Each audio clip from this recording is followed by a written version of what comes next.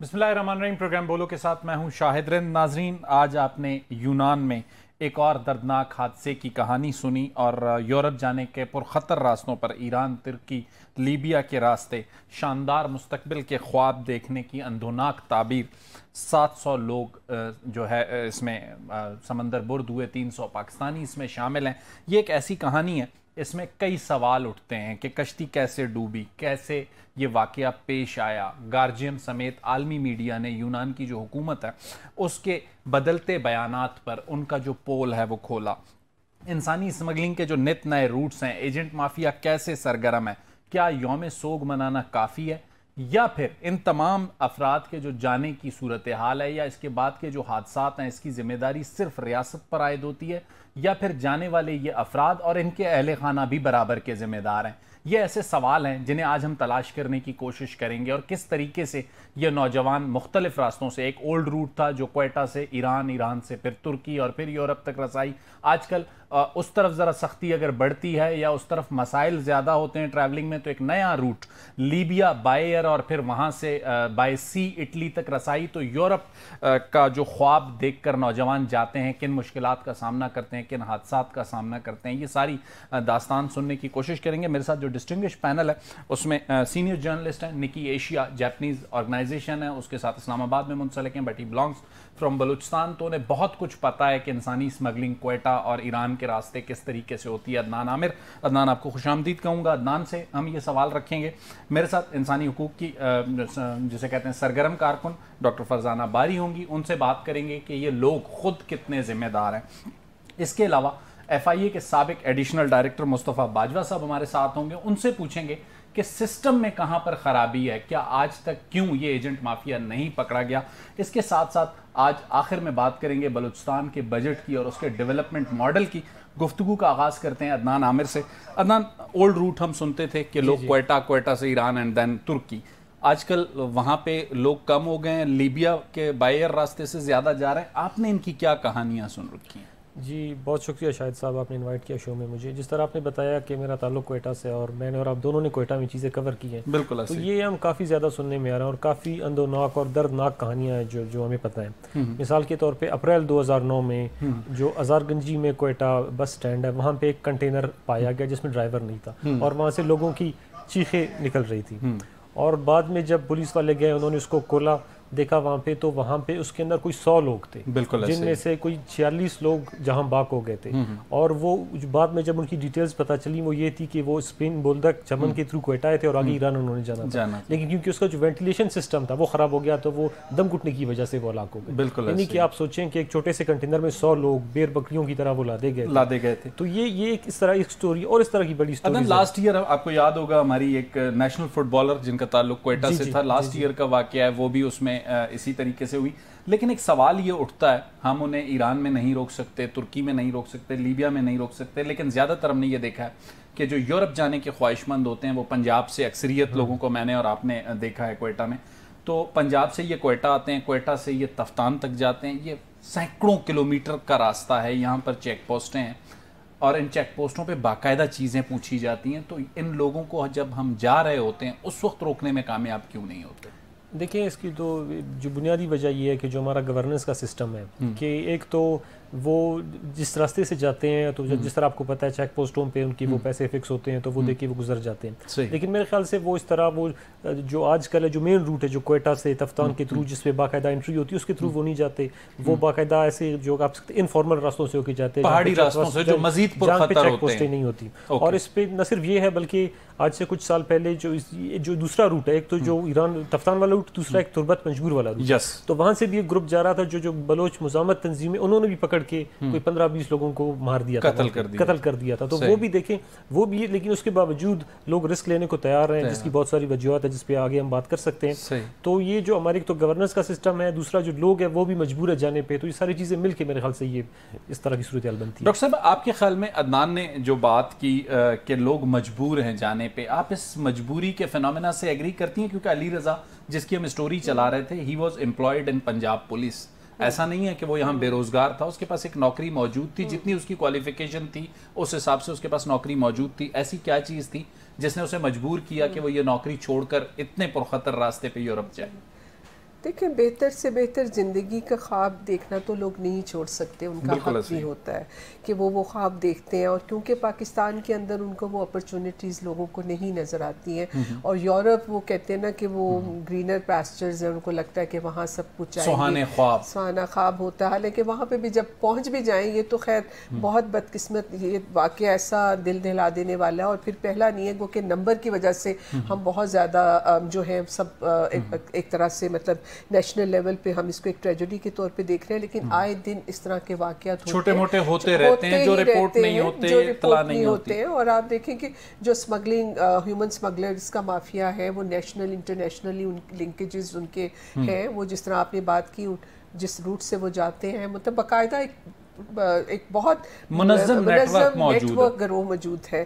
تو جو آپ کی بات ہے کہ دیکھیں لوگوں کا ایک تو یہ کہ ظاہر ہے کہ رسک لوگ اس لیے بھی لیتے ہیں کہ جیسے ہم جیسے پڑھے لکھے جیسے آپ جیسے نوجوان جو ہیں, اگر آپ کے پاس سکلز ہیں تو آپ دیکھیں یورپ میں آپ کو کینیڈا والے بھی ویزا دے دیں گے. آج کل انگلینڈ والوں نے بڑا انکریج کر رہے ہیں کہ اس کے لیے ایک لیگل طریقہ کار موجود ہے. جی, تو وہ کیونکہ جو ہمارا برین ڈرین ہے اس کے لیے تو یورپ تیار ہے, وہ ہمارے یہاں سے ریسورسز ہیومن ریسورسز کو اٹریکٹ کر کے بلکہ لے جاتے ہیں. لیکن جو لوگ ہمارے جن کے پاس اس طرح کی سکلز نہیں ہیں, اور آپ کو معلوم ہے کہ لیس کوالیفائڈ جو لوگ ہیں, انسکلڈ لیبر, ہاں انسکلڈ لیبر ہے, کیونکہ جو پہلے بہت زیادہ تو کھپ جاتے تھے, جیسے آپ کو معلوم ہی ہے کہ مڈل ایسٹ وغیرہ میں جب ایک طرح سے کنسٹرکشن بوم تھا, اب وہاں سے بھی لوگ جو ہیں فارغ ہونے لگے ہیں, تو پھر لوگ جو ہیں وہ مجبور ہیں کہ وہ دیکھتے ہیں اس طرف.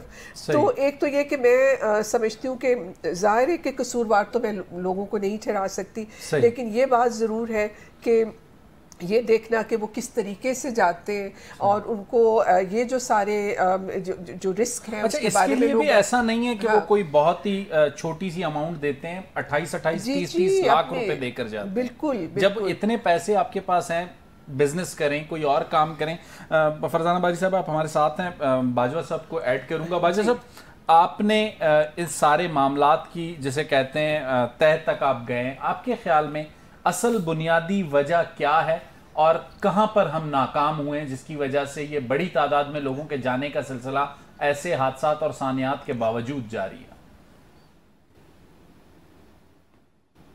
دیکھیں, ایک تو ڈسپیرٹی ہے جو ہمارا سوسائٹی ہے اوور آل, اس میں بہت فرق ہے کہ ہمارے جو جاب اپرچونٹیز ہے ایک اس کا ایشو ہے, اور دوسرا جو ہے ہمارا جو سیٹ کلچر ہے اور ہمارا جو لوئر طبقہ ہے اس کی ایک منیمم لیونگ سٹینڈرڈ نہیں ہے ایز کمپیئر ٹو ہے. وہاں جو لیبر بھی ہے اس کا بھی ایک منیمم لیونگ سٹینڈرڈ رکھا ہوا ہے. یہ دس از دا بیسک تھنگ. دینی ایک یہ میجر ہے. سیکنڈ آ گئی کہ دیکھیں زیادہ تر جو لوگ جا رہے ہیں وہ ایک خاص ریجن سے ہیں. اگر غربت کی بات کی جائے تو غربت ظاہر ہے باقی 95% ایریا پاکستان کا اس میں بھی ہے. اگر ان امپلائمنٹ ہے تو وہاں بھی اس طرح ہوگی. صرف یہ گجرانوالہ ڈویژن میں تو یا کشمیر ایریا میں ان امپلائمنٹ زیادہ نہیں ہے. اس لیے جو ہمارا جتنا بھی میڈیا پر لوگ آتے ہیں اس کو انکریج کرتے ہیں جب وہ کہتے ہیں جی لوگ مجبور ہیں. مجبوری کم ہے, یہ فیسینیشن ہے ایک دوسرے کو دیکھ کے. اچھا یہ جو آپ کا جلدی امیر ہو گیا. مصطفیٰ باجوہ صاحب آپ نے بہت امپورٹنٹ پوائنٹ اٹھایا ہے کہ اگر غربت کا معاملہ ہے تو پورے پاکستان میں, اور خاص کر جس علاقے سے اگر بائی روڈ کی ہم بات کرتے ہیں, جب تفتان سے یہ گزر رہے ہوتے ہیں تو عدنان نے دیکھا ہوگا وہاں پہ تو پینے کا صاف پانی بھی دستیاب نہیں ہوتا. جو بلوچستان میں لوگ ماشکیل میں یا تفتان کے بارڈر پر ہیں یا پھر جیونی میں بارڈر پر ہیں یا پھر پنجاب میں ساؤتھ پنجاب جہاں سے یہ گزر کر آتے ہوں گے. خاص ریجن کی آپ نے بات کی, گجرانوالہ ڈویژن اور کشمیر کی, اس کا اسپیسیفک ریزن کیا ہے؟ اسپیسیفک ریزن دیکھیں, جب منگلا اور تربیلا ڈیم بنا تو اس کی جو لوگوں نے مائیگریشن کی اور سیٹلمنٹ ہوئی, اس میں یورپ لوگ بہت سے تعداد میں گئے, اسپیشلی یو کے گئے, اور یو کے جانے سے ان کی حالت بہتر ہوئی. اور جو بھی وہاں جاتا تھا, ابھی بھی جو جاتے ہیں, ان کا پہلا کام ہی ہوتا ہے کہ پیچھے گھر اچھا بنانا, چاہے وہ بڑی تکلیف دہ زندگی گزار رہے ہوں, کنجوسی کر رہے ہوں, برے حالات میں رہ رہی ہوں لیکن جو پیسہ وہ کماتی ہیں وہ سیو کرتی ہیں, اپنی ذات پہ خرچ نہیں کرتے ہیں, پیچھے بھیجتے ہیں, اور پیچھے والے ایزی منی آتی ہے اور وہ سب سے پہلے 2 کام کریں گے, گھر بہتر کریں گے اور گاڑی بہتر کریں گے. اور اس کو دیکھ کے ہر بندہ سمجھتا ہے کہ پتہ نہیں وہاں پہ درختوں کے پتے پیسے لگے جو ڈالرز اور پاؤنڈز جو ہے نا وہ لٹک رہے ہیں وہاں پر. اچھا, دوسری بات یہ ہے کہ ہمارا کیونکہ ڈی ویلیوشن کنٹینیوسلی ہو رہی ہے, ہمارے روپے کی ویلیو ختم ہوتی جا رہی ہے, اس کا فائدہ بھی ان کو ہو رہا ہے. تیسری وجہ یہ ہے کہ آپ کے جو بڑی فیکٹری تو لگ نہیں رہی, جو چھوٹا کارخانہ ہے وہ بھی ختم ہو گیا ہے, اور ابھی انٹرسٹ ریٹ اتنا زیادہ ہو گیا ہے. مجھے بتائیں کہ اگر فرض باجوہ صاحب یہ تو انٹرسٹ ریٹ کا 30 لاکھ روپیہ کر رہا ہے, انٹرسٹ ریٹ کا تو ایک اکانومی کا معاملہ ہے, اور واقعی یہاں پہ ڈی ویلیوشن کی وجہ سے لوگ سمجھتے ہیں نہیں میں یہ ایڈ کرنا چاہ رہا تھا کہ دیکھیں اگر ایک بندے کے پاس 20 25 50 لاکھ روپیہ اکٹھا کر سکتا ہے, یا 2 بندے مل کے کر سکتے ہیں, وہ کوئی کاروبار شروع کر لیں گے, اور کچھ لون لے لیں گے, کوئی دکان شروع کر لیں گے, کوئی چھوٹا کاروبار شروع کر لیں گے, کوئی فیکٹری شروع کر لیں گے. لیکن اس میں یہ پرابلم باجوہ صاحب کیسے شروع ہوگا؟ باجوہ صاحب اس میں یہ پرابلم ہوتی ہے, انہیں لگتا ہے کہ جب وہ یہ 20-25 لاکھ لگا کے یہاں کاروبار کریں گے تو ہو سکتا ہے کہ اسے کمانے میں یا جتنے پیسے ان کی ریکوائرمنٹ ہے اس میں 5 سال لگیں. یورپ جانے کی صورت میں یہ ریکوری 6 مہینے سے سال میں ہو سکتی ہے. آپ نے ان سارے معاملات کی تحقیقات بھی کی ہیں بطور FIA آفیسر. آپ کے خیال میں سسٹم میں کہاں پر خرابی ہے کہ ہم اس ایجنٹ مافیا کو قابو نہیں کر پاتے؟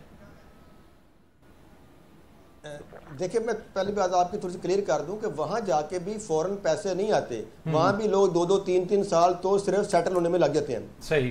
دوسری بات آگے کہ سسٹم میں پرابلم کیا ہے. سسٹم میں یہ ہے کہ ہمارے ملک میں ہم اپنے آپ سے سنسیئر ہی نہیں ہیں, اور ہر بندہ جو بیٹھا ہوا ہے جس جگہ بیٹھا ہوا ہے وہ راتوں رات امیر ہونا چاہتا ہے, چاہے وہ سرکاری جاب پہ بیٹھا ہوا ہے چاہے کہیں اور بیٹھا ہوا ہے. صحیح. اور جو ایماندار لوگ ہیں وہ آہستہ آہستہ وہ آئسولیٹ ہو کے وہ ختم ہوتے جا رہے ہیں, اور محکموں سے ان کو اس طریقے سے ڈپلیٹ کیا جاتا ہے کہ وہ ایک زمانہ تھا آج سے 30 سال پہلے کہ ایماندار بندہ جو تھا وہ میجارٹی میں تھے, وہ پراؤڈ تھے.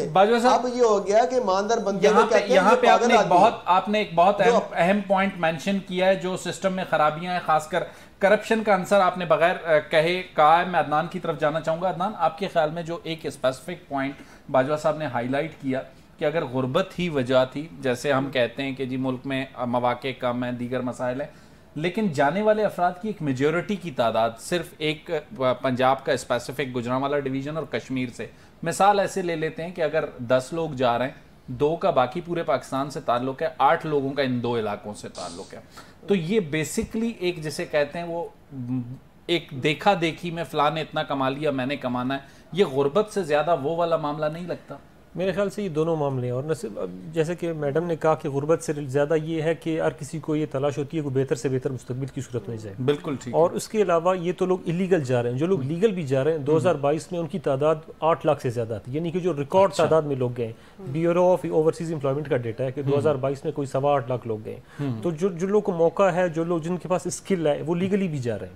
تو یہ جو پاکستان کی اکانومی کی صورتحال کی وجہ سے لوگوں کو جس طرح موقع مل رہا ہے وہ جا رہے ہیں. اور باجوہ صاحب نے یہ بات بالکل درست کی کہ جو کمیونٹیز ہیں, جیسے کہ جو کشمیر والے ہیں وہ زیادہ UK میں ہیں, جو گجرانوالہ ڈویژن والے میں ہیں وہ زیادہ اسپین اور اٹلی میں ہیں, تو وہ اپنے لوگوں کو بلاتے ہیں, وہ اٹریکٹ کرتے ہیں, وہ پل فیکٹر ہے ان کا. اور اس طریقے سے جو ہمارے کوئٹہ سے ہزارہ کمیونٹی ہے وہ آسٹریلیا جاتے ہیں. تو یہ میرے خیال سے یہ دونوں فیکٹرز ہیں. لیکن جو ایک تیسرا پوائنٹ ہے جو کہ میرے خیال سے جو آپ نے کہا سسٹم کی بات کی, تو جو پاکستان کا امیگریشن سسٹم ہے اس میں بھی ایک انیبلنگ انوائرمنٹ ہے کہ وہ جو ان چیزوں کو ایک طریقے سے انکریج کرتا ہے. مثال کے ایک چھوٹی سی میں نے بریک لینی ہے, بریک کے بعد آ کے دوبارہ آپ اس بات کو کنٹینیو کیجئے گا. لیتے ہیں ایک چھوٹی سی بریک کے بعد آتے ہیں دوبارہ گفتگو کا سلسلہ یہیں سے.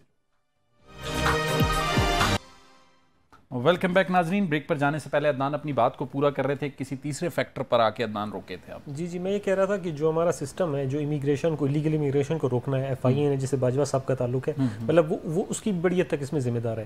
آپ دیکھیں جیسے یہ آج ہم ایک یوم سوگ منا رہے ہیں, اور جو پولیس ہے FIA ایکشن میں آ گئی, انہوں نے ایک کمیٹی بنا دی ہے اور وہ کوئی 10 ایجنٹ پکڑ لیے, وہ کر لیے. میرے خیال سے یہ ان کی نظر میں, ان کو پتہ ہے اگر وہ اس پہ پہلے سے پرو ایکٹیولی کام کرے تو ان لوگوں کو پکڑا جا سکتا ہے. لیکن ظاہر ہے کہ اس میں پھر ایک دوسرا ایک فیکٹر ہے کہ ہم لوگوں کو بھی نہیں روک سکتے.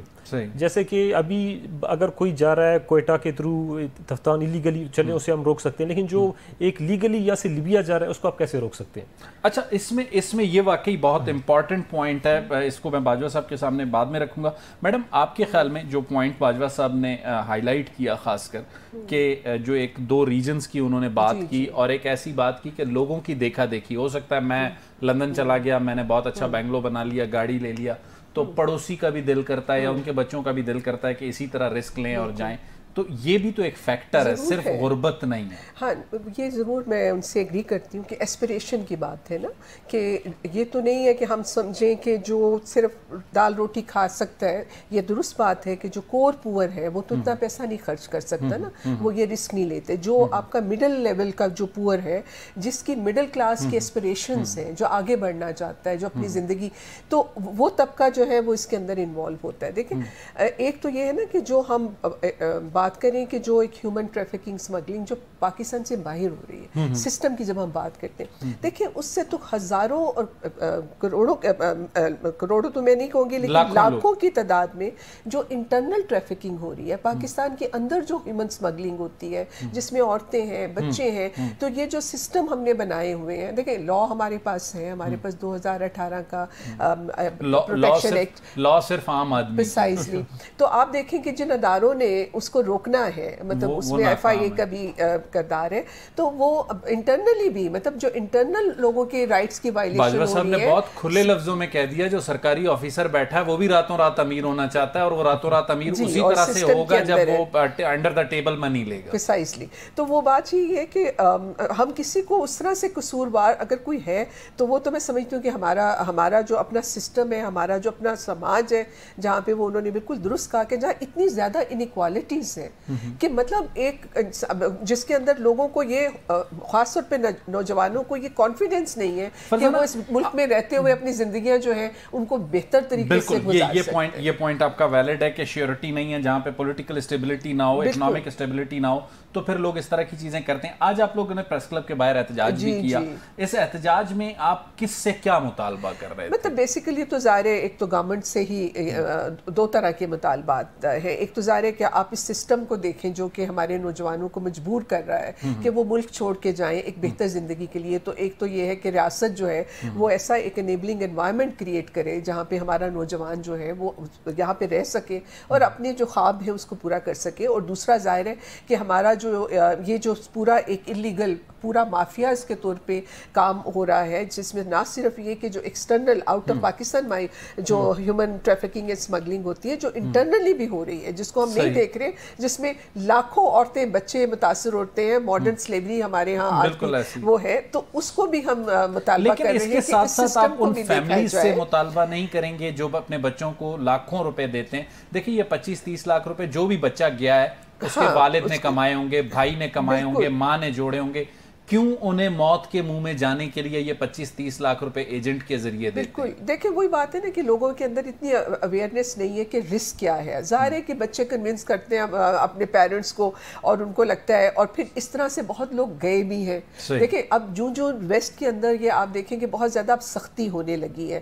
اور جس کی وجہ سے وہاں پہ جس طرح ایک پرائیویٹلی جو لوگ اسمگلنگ میں انوالو ہے یورپ کی سائڈ سے بھی, وہاں بھی ایک لالچ ہے. وہ بھی مطلب ایک کشتی میں اگر 100 لوگ سوار ہو سکتے ہیں تو وہ 200 کر لیتے ہیں. تو اب یہ ہے کہ ایک زمانہ تھا جس میں بہت لوگ پاکستانی جو ہے اللیگل طریقے سے یورپ وغیرہ مڈل ایسٹ جاتے تھے, یورپ جاتے تھے, تو اتنے رسک نہیں انوالو تھے. اب کیونکہ بارڈر سختیاں بہت ہو گئی ہیں, رسک بھی بڑھ گئے, ان کے پاس بھی اپنے معاشی حالات بھی یورپ والوں کے اتنے اچھے نہیں ہیں کہ وہ جب آپ وہاں پہنچیں گے تو وہ آپ کو پھول پیش کریں گے. تو مجھے لگتا ہے ماں باپ کو شاید اتنی اویئرنیس بھی نہیں ہے کہ جو لیول آف رسک ہے وہ کیا ہے. اویئرنیس ہم یوٹیوب پہ دیکھتے ہیں, فرزانہ ٹی وی پہ دیکھتے ہیں, ریگولر رپورٹ ہوتا ہے یوٹیوب پہ. میں نے آج ساری صورتحال کے بعد جب چیزوں کو سرچ کیا, یہ جانے والے نوجوان خود ہی اپنے ویلاگز اپلوڈ کر رہے ہیں, اس میں ان کی جو مشکلات ہیں وہ ہمیں دیکھ کر تکلیف ہو رہی تھی. کیا ان کی فیملیز کو دیکھ کر احساس نہیں ہوتا؟ بالکل ہوگا. نہیں میں کہہ رہی ہوں کہ آہستہ آہستہ یہ اویئرنیس آئے گی, لیکن میں یہ سمجھتی ہوں کہ ظاہر ہے کہ جو ماں باپ اپنی ظاہر ہے وہ بھی اپنی مشکل کی کمائی بچوں کو دیتے ہیں, تو وہ اور سب سے بڑی کمائی وہ بچے ہوتے ہیں خود اس کمائی کو چھوڑ کے. باجوہ صاحب ایک چیز جو عدنان نے بہت اچھی ہائی لائٹ کی, انہوں نے ملائکہ جی ٹھیک ہے، بالکل آپ اس والے فیکٹر کو رکھیں ذہن میں، لیکن یہ بھی تو ہے کہ ایک آدمی اگر قانونی طور پہ لیبیا جا رہا ہے آپ اسے کیسے روک سکتے ہیں؟ دیکھیں وہ روک سکتے ہیں اس لیے کہ ایک تو گورنمنٹ کو چاہیے کہ ٹریول ایڈوائزری سارے دنیا میں مختلف ممالک ایشو کرتے ہیں، ہمیں بھی کرنی چاہیے۔ اگر ایک لیبیا ڈسٹیبلائز کنٹری ہے تو ہمیں وہاں پہ اوائڈ کرنا چاہیے ایک بندہ جو پراپر امیگریشن کے پاس پاور ہوتی ہے کہ امیگریشن دیکھے کہ یہ بندہ ایک لیجیٹیمیٹ ٹریولر ہے، اس کی پوزیشن ہے کہ یہ وہاں پہ سیر سپاٹے کے لیے جا رہا ہے، اگر اس کو جاب اپرچونٹی ہے تو وہاں جاب اویلیبل ہے کہ نہیں جا رہا۔ اور آپ دیکھیں گے اگر یہ ڈیٹا اکٹھے کریں گے تو اس میں بھی آئیڈینٹیفائی ہوگا کہ کس ایئرپورٹ سے سب سے زیادہ لوگ جا رہے ہیں اور کیوں جا رہے ہیں، اور وہاں پہ کون لوگ بیٹھے ہوئے ہیں، وہاں جو کام کر رہے ہیں ان سے بھی اندازہ ہو جائے گا۔ جب یہ جو کمیٹی بنی ہے الحمدللہ بڑے اچھے افسر ہیں، مجھے نہیں پتا باقی میں کون ہے، لیکن ڈاکٹر احسان صادق صاحب انتہائی ایماندار اور کمپیٹنٹ افسر ہیں، انہوں نے ایف آئی میں رہتے ہوئے بھی کرپشن کا بہت خاتمہ کر رہے تھے، لیکن پھر شہزاد اکبر صاحب نے ایک ایک چن کے ایک بندے کو جو ایماندار تھا وہ ایف آئی سے نکالنا شروع کر دیا، اس میں میں بھی شامل تھا، میں بھی ان کا وکٹم بن گیا۔ اور لیکن ابھی دوسری بات یہ ہے کہ ایک تو ٹریول ایڈوائزری شروع کرنا، ہیومینیٹیرین سٹوری پہ ہوں، اچھا ایک تو ٹریول ایڈوائزری جاری کرنی چاہیے پہلی بات۔ دوسرا دیکھیں انڈر ایج بچے جا رہے ہیں تو وداؤٹ جو پیرنٹس کے وہ کیسے جا رہے ہیں، صحیح دوسری بات کریں کہ صرف پیرنٹس، لیکن باجوہ صاحب ایک چیز مجھے یہ بتائیے گا، میری معلومات کے مطابق آپ نے کئی جو ہے ایجنٹس ہیں ان کے خلاف کارروائیاں کی، گرفتاریاں کی، کسی کو قرار واقعی سزا دلوانے میں آپ اپنے پروسیکیوشن کے ذریعے کامیاب ہوئے یا تمام لوگ بیل آؤٹ ہو گئے؟ دیکھیں اس کی مین ریزن ہے کہ اگر کسی اچھے افسر کو کسی جگہ ٹکنے دیا جائے گا تو وہ کامیاب ہوگا، سزا بھی دلوائے گا۔ اگر کسی کو رکنے نہیں دیا جائے گا، میں گجرات مجھے ڈی جی ایف آئی نے چیف جسٹس نے سو موٹو لیا جب پچھلی 2018 میں کشتیاں ڈوبی، اس کے بعد مجھے اسپیشل بھیجا گیا، اور مجھے جب میں نے دیکھا کہ وہاں بسیں کی بسیں بھر کے بلوچستان جا رہی ہیں، میں نے ایک بس پکڑی، دوسری پکڑی، تیسری پکڑی، اور جب میں نے فل بسیں بھر بسیں جا رہی تھی، اور جب پرچے درج کرنے شروع کیے بس کمپنیوں پر درج شروع کیے تو اس کے بعد 6 مہینے بھی مجھے نہیں برداشت کیا اور فوراً جو ہے وہ مجھے ٹرانسفر کر دیا گیا۔ یہ سب سے بڑا مسئلہ ہے۔ سجاد باجوہ صاحب نے جو چیزیں ہائی لائٹ کی ہیں، عدنان عامر سے ہم نے گفتگو کی، ڈاکٹر فرزانہ باری صاحبہ سے گفتگو کی، ایک جو سب سے بڑا مسئلہ ہے اگر اس ہیومن ٹریفکنگ کے معاملے کو روکنا ہے، جو گورنمنٹ آفیشلز ہیں انہیں ہمیں اونرشپ دینی ہوگی۔ اب اگر ایک آفیسر نے 3 سے 4 بسز بھری ہوئی پکڑی تھیں، 6 مہینے بعد آپ نے ان کا تبادلہ کر دیا، نیا جو آفیسر آئے گا وہ اس کیس کو اس انداز میں پرسیو کرتا ہے یا نہیں کرتا، جس کے نتیجے میں یہ ایجنٹ مافیا جسے کہتے ہیں مزید مستحکم ہوتا ہے اور مزید شکار گھیرتا ہے، اور پھر اس طرح کے انسانی المیے جنم لیتے ہیں۔ ناظرین لیں گے ایک چھوٹا سا بریک کے بعد آئیں گے اور بات کریں گے۔ اس وقت جو ہے پنجاب، بلوچستان اور خیبر پختونخوا کے بجٹ پیش ہونے جا رہے ہیں، ان بجٹ کی کہانی اور خاص کر بلوچستان کا ڈیولپمنٹ ماڈل۔ ڈاکٹر فرزانہ باری صاحبہ کا اور باجوہ صاحب کا شکریہ ادا کروں گا۔ عدنان عامر میرے ساتھ ہوں گے، بلوچستان کے بجٹ اور ڈیولپمنٹ ماڈل پر عدنان کے ساتھ کچھ گفتگو جاری رکھیں گے۔ لیتے ہیں ایک چھوٹا سا بریک۔ ویلکم بیک ناظرین۔ بریک پر جانے سے پہلے ہم یونان کشتی حادثہ اور ایک انسانی المیے اور ہماری جو ذمہ داریاں ہیں ان پر بات کر رہے تھے۔ بریک کے بعد بات کریں گے، وفاق کے بعد صوبائی بجٹ پیش ہونے جا رہے ہیں۔ بیسکلی خیبر پختونخوا اور پنجاب میں چونکہ نگران حکومتیں تو وہاں پر 4 مہینے کا جیسے کہتے ہیں ایک عارضی بجٹ یہ دونوں نگران حکومتیں پیش کریں گی، اور اس کے بعد جب بھی انتخابات ہوں گے، انتخابات کے بعد جو حکومت آئے گی وہ اپنا بجٹ پیش کرے گی۔ قانونی طور پر یہی ہونا چاہیے۔ تو بیسکلی ایسا لگتا ہے کہ پنجاب اور خیبر پختونخوا کا بجٹ صرف جو ان کی رننگ ایکسپنسز ہوں گے یا جو ڈیولپمنٹ کے کام جو پہلے سے چل رہے ہیں جن کے لیے الوکیشنز کرنی ہے وہ صرف وہی ہوں گی۔ کوئی ایسا پولیٹیکل بجٹ بیسکلی ہمیں خیبر پختونخوا اور پنجاب کا نظر نہیں آتا۔ پنجاب کا آج پیش ہو رہا ہے اور اس کے ساتھ ساتھ خیبر پختونخوا کا کل پیش ہوگا۔ اس کے ساتھ ساتھ بلوچستان صوبائی اسمبلی کا بھی آج بجٹ اجلاس ہونا ہے اور اس بجٹ میں صوبائی جو بجٹ ہے وہ پیش کیا جانا ہے 2023-24 کا۔ ہمارے پاس جو معلومات ہیں اس کے مطابق تقریباً یہ کوئی 700 ارب روپے کا بجٹ ہے، 529 ارب روپے کی ایک آمدن متوقع ہے، اور بجٹ خسارہ تقریباً 150 ارب کے قریب ہوگا، اور 200 ارب روپے ترقیاتی اسکیمات کے لیے رکھے جائیں گے۔ سب سے پہلا یہ سوال ہوتا ہے کہ بلوچستان میں ڈیولپمنٹ نظر کیوں نہیں آتی. ایسا نہیں ہے ناظرین کہ بلوچستان میں ڈیولپمنٹ بالکل ہی نہیں ہے.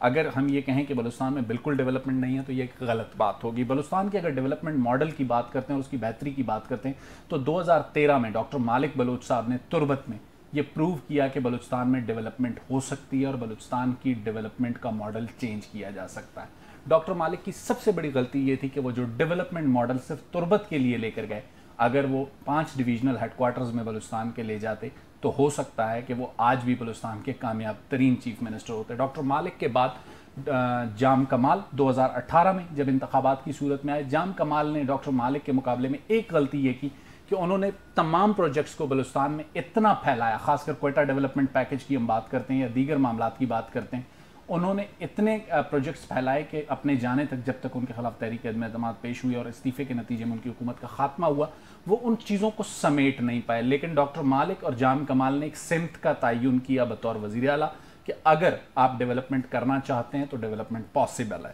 لیکن سب سے اہم چیز ہمیں کوئٹہ شہر میں 2 حلقوں میں, خاص کر اگر ہم علمدار روڈ اور ہزارہ ٹاؤن کی بات کرتے ہیں, یہ بیسکلی ہزارہ کمیونٹی کے علاقے ہیں. آپ ان علاقوں میں جائیں, یہاں ہوتا ہوا ڈیولپمنٹ ورک دیکھیں. اس وقت یہاں سے 2 MPAs عبدالخالق ہزارہ اور قادر نائل MPAs ہیں. 2 لوگوں کا میں نے پہلے ذکر کیا, وہ بحیثیت وزرائے اعلیٰ اپنا کام پروو کر چکے تھے, لیکن کچھ غلطیاں ان سے ہوئیں. لیکن 2 MPAs کا کام کوئٹہ سٹی میں, کہیں اور نہیں, خوزدار میں نہیں, پنجگور میں نہیں, دور دراز جوب میں نہیں, کوئٹہ سٹی میں ڈیولپمنٹ کا کام نہ صرف ہوتا ہوا نظر آتا ہے بلکہ اعلیٰ کوالٹی کا نظر آتا ہے. تو اب سوال یہ ہے کہ جو کام خالق ہزارہ اور قادر نائل کر سکتے ہیں تو وہ خوزدار کا MNA MPA یا پنجگور کا یا جوب کا کیوں نہیں کر سکتا؟ تو پرابلم کہاں پر ہے؟ اس ساری صورتحال پر بات کرنے کے لیے میرے ساتھ عدنان عامر موجود ہیں. عدنان اور ہم دونوں کا تعلق ایک ہی صوبے اور شہر سے, تو کوشش کریں گے کہ اس صوبے اور شہر کی کہانی کو سمجھیں. عدنان, اس ساری صورتحال کے بعد کیا آپ کو اب بھی لگتا ہے کہ بلوچستان کی ترقی کی کنجی اب اسلام آباد میں ہے یا زرغون روڈ میں؟ دیکھیں, میرے خیال سے تو دونوں جگہوں پہ ہے. اور کیونکہ جس طریقے سے ہمارا سسٹم ہے کہ جتنے بھی اہم سارے محکمے ہیں, چاہے وہ بجلی کا ہو, چاہے گیس کا ہو, کمیونیکیشن کا ہو, وہ ابھی بھی وفاقی محکمے بڑے ڈپارٹمنٹ. تو اس حوالے سے اگر جب تک وفاق ان میں ہم کام نہیں کرے گی تو مثال کے طور پہ جیسے کہ وہ پنجرا پل ہے بولان میں, وہ سیلاب کے بعد ابھی تک نہیں بن پایا, وہ ایک فیڈرل گورنمنٹ کی ذمہ داری ہے. تو یہ ایک طرف بات ہوگی. دوسری طرف ہے کہ جب سے جو 7th NFC ایوارڈ پاس ہوئے اور 2009 آنورڈ جتنے پیسے بلوچستان کو ملے ہیں, تو وہ جو بلوچستان پہ نہیں لگے اس کی تو ساری کی ساری ذمہ داری بلوچستان کے جو اپنے لیڈر ہیں ان پہ آتی ہے. اور یہ زرغون روڈ پہ ہے اور جو بلوچستان اسمبلی کے بھی لوگوں پہ ہے, اور یہ اس کے تو ہم اس سے جو ہے نا ہم ان کو بری الزام نہیں ٹھہرا سکتے. عدنان, آپ کے خیال میں بلوچستان میں ڈیولپمنٹ ماڈل چینج کرنے کا, میرا اوپینین ہے, آپ اس سے ڈس ایگری کر سکتے ہیں, کہ ڈاکٹر مالک, جام کمال اور خالق ہزارہ اور قادر نائل نے ایک تصویر کا ابتدائی اسکیچ سیٹ کیا ہے. یہ تصویر یہ نہیں بتاتی کہ بلوچستان کے باقی 49 حلقوں یا 30 اضلاع میں بھی اسی طریقے سے کام ہو سکتا ہے. جی میرے خیال سے بالکل ہو سکتا ہے, لیکن اس کا مسئلہ یہ ہے کہ جیسے کہ ڈاکٹر مالک ہیں, ان کی یہ سوچ تھی, ان کا ایک ویژن تھا, لیکن وہ اس کو اپنے ضلع تک ہی کر سکے کیونکہ کانسٹیٹیوئنسی تک میرا ان سے آرگیومنٹ رہا ہے اس بات پہ. بالکل, لیکن اس کی ایک بنیادی وجہ یہ ہے کہ بلوچستان میں ہر کانسٹیٹوئنسی کا جو ہر ڈسٹرکٹ میں ہر MP ہے وہ وہاں کا بادشاہ ہے. ہمارا وزیر اعلیٰ صاحب نے کہا ہر حلقے کا وزیر اعلیٰ الگ ہوگا, وزیر اعلیٰ الگ ہوگا. تو اگر ڈاکٹر مالک صاحب جو تربت میں کر سکتے شاید وہ خوزدار میں نہیں کر سکتے تھے یا کوئٹہ میں نہیں کر سکتے تھے, کیونکہ جو مقامی کانسٹیٹوئنٹس ہیں ان کا بھی ایک رول تھا. تو جو اتنے زیادہ فیکٹرز اتنے سارے ڈائنامک فیکٹرز ہیں, کمپلیکیٹڈ جو اوور دی ایئرز بن گئے, میرا نہیں خیال کہ کوئی بھی ایک چیف منسٹر اتنا پاورفل ہو سکتا ہے کہ وہ یہ کر سکتا ہے. آپ کے خیال میں جام کمال سے کہاں غلطی ہوئی؟ ہم انہیں بھی بہتر چیف منسٹرز میں کم از کم میں ریٹ کرتا ہوں ڈاکٹر مالک اور جام کمال کو. جی میرے خیال سے وہ ان سے جو غلطی یہ ہوئی کہ وہ حکومت اسی طرح چلا رہے تھے جس طرح شہباز شریف حکومت چلاتا ہے پنجاب میں. صحیح, یعنی کہ جس طرح ان کی جو پارٹی انہوں نے سمجھی نا کہ ان کے پاس وہ کنٹرول ہے, اس کا وہ نہیں تھا, تو انہیں لگا وہ شہباز شریف کی طرح تمام فیصلہ کریں گے اور پوری اسمبلی مانے گی. اور ان کا ایک ماڈل ڈفرنٹ تھا. مثال کے طور پہ ایک گورنمنٹ آفیسر نے مجھے بتایا کہ انہوں نے جام کمال سے کہا کہ آپ جو لسبیلا کے ہاسپٹل میں یہ کر دیں, تو انہوں نے کہا کہ میں لسبیلا کا چیف منسٹر نہیں ہوں, میں پورے بلوچستان کا ہوں, جو ایک اچھی بات ہے, لیکن میرے خیال سے وہ پریکٹیکل اپروچ نہیں ہے. اگر وہ لسبیلا کو ڈیولپ کرتے ہیں تو وہ زیادہ بہتر ہوتا, کیونکہ میں چیف لیکن ہم ڈاکٹر مالک کو کہتے ہیں انہوں نے تربت کو ڈیولپ کیا, وہ غلط تھا. میرے خیال سے صحیح کیا انہوں نے, کیونکہ تربت سے زیادہ وہ کر بھی نہیں سکتے تھے. تو اگر جو موجودہ چیف منسٹر صاحب آواران ڈیولپ کرے تب بھی کچھ چینج آ سکتا ہے. خواب بھی ہمارا ہوگا, کیونکہ اگلے 1.5 سال میں بھی, اگلے چند مہینوں میں بھی سنا ہے وہ MPAs کو 1.5 ارب روپے دے رہے ہیں. اللہ کرے کہ اس حکومت کے یا اسمبلی کے خاتمے تک جو آواران کی سچویشن وہ کم از کم تربت یا جیسے خالق ہزارہ صاحب اور قادر نائل صاحب نے کام کیا ہے ہزارہ ٹاؤن اور علمدار روڈ پر, اتنا ہی کام ہو جائے. بلوچستان میں سب سے بڑا مسئلہ ناظرین یہ ہے کہ بلوچستان کی صورتحال کو بہتر کرنے کے لیے ایک کائنیٹک اپروچ ہے اور ایک نان کائنیٹک اپروچ ہے. جب تک یہ دونوں پیرالل نہیں چلیں گی بلوچستان کی سچویشن کو آپ چینج نہیں کر سکتے. بلوچستان میں سچویشن کو تبدیل کرنے کے لیے ڈیولپمنٹ اور گورننس ماڈل جب تک تبدیل نہیں ہوگا بلوچستان میں ترقی کا پہیہ نہیں چلے گا. اور ریاست کو چند سرداروں یا چند الیکٹیبلز کے بجائے خود کو بلوچستان کے ایک عام چرواہے سے جوڑنا ہوگا. جس دن ریاست ایک عام چرواہے کو بنیادی سہولیات، صحت، تعلیم، روڈ نیٹ ورک جیسے عدنان نے مینشن کیا، یہ دینے میں کامیاب ہوئی تو میرا خیال ہے بلوچستان میں بہت سی چیزیں بدلیں گی. اگلے پروگرام تک مجھے شاہد رند کو اجازت دیجیے. اللہ حافظ.